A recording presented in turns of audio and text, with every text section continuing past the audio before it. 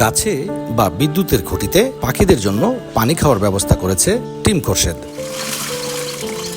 তীব্র তাপদাহে যেখানে অতিষ্ঠ হয়ে পড়েছে জনজীবন, সেখানে প্রাণীকুলের জন্য এমন অভিনব উদ্যোগ নিয়ে প্রশংসা কুড়িয়েছেন মানবতার ফেরিয়ালা খ্যাত নারায়ণগঞ্জের কাউন্সিলর খোরশেদের স্বেচ্ছাসেবী সংগঠন টিম খোরশেদ। এই চলমান তাপদাহ থেকে পশু ও পাখির জন্য রক্ষার্থে আমাদের টিম খোরশেদ বিভিন্ন স্পটে, আমরা প্রায় নারায়ণগঞ্জ মহানগরীর 40টি স্পটে এই পানির ব্যবস্থা করেছি কুকুর পাখিদের জন্য। আমরা এটা যতদিন এই তাপপ্রবাহ থাকবো ইনশাল্লাহ এটা আমরা চালিয়ে যাব। শুধু পানির পাত্র স্থাপনই নয়, বরং প্রতিদিনই সেই পাত্রে পানি বদলে দিচ্ছেন তার স্বেচ্ছাসেবী সংগঠনের সদস্যরা।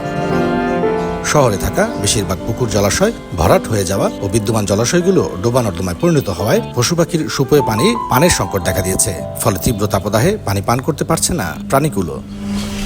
তার এমন ব্যতিক্রমী উদ্যোগের ফলে খুশি পশু পাখি প্রেমীরা। আমরা হাদিস থেকে জানতে পারি যে এক মহিলা এক কুকুরকে পানি পান করানোর কারণে আল্লাহ পাক তার জিন্দিগির গুনাহ মাফ করে দিয়েছে। আল্লাহ পাকের মাখলুকাতকে যারা ভালোবাসে, পানি পান করায় বিভিন্ন খাবার দিয়ে বিভিন্ন সহযোগিতা করে, অবশ্যই তাদেরকে আল্লাহ পাক অবশ্যই ভালোবাসে এবং এই উসিলে আল্লাহ পাক তাদেরকে ক্ষমা করে দিতে পারে। বর্তমানে জলাশয় বিলীন হয়ে যাওয়ায় তীব্র তাপদাহে পশু পাখিরা তৃষ্ণা নিবারণ করতে পারছে না। তাই প্রাণীকুলের তৃষ্ণা মেটাতে রাস্তার বিভিন্ন স্থানের বৈদ্যুতিক খুঁটির সাথে ও গাছের ডালে পশু পাখির জন্য পানির পাত্র স্থাপন করেছেন বলে জানান কাউন্সিলর খোরশেদ আলম খন্দকার। তাপদাহ শুরু থেকেই আমরা জনমানুষের মধ্যে স্বস্তি দেওয়ার জন্য ঠান্ডা পানি, শসা এগুলি বিতরণ করছিলাম।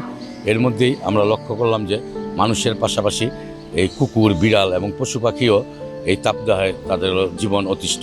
বিভিন্ন স্থানে আমরা পানির পাত্র স্থাপন করছি, বিশেষ করে পাখিদের জন্য বিভিন্ন গাছে এবং কুকুর বিড়ালের জন্য বৈদ্যুতিক খুঁটির নিচে আমরা পানির ব্যবস্থা করছি, পাত্র স্থাপন করেছি এবং প্রতিদিন সেখানে পানি দেওয়া হচ্ছে। উল্লেখ্য, তীব্র গরমের শুরু থেকেই শহরের বিভিন্ন স্থানে রিক্সা চালক, শ্রমজীবীদের থেকে শুরু করে সাধারণ মানুষদের জন্য ঠান্ডা পানি এবং শসা বিতরণ করছে টিম খোরশেদ। তাদের এমন সেবায় বেশ খুশি জনসাধারণও।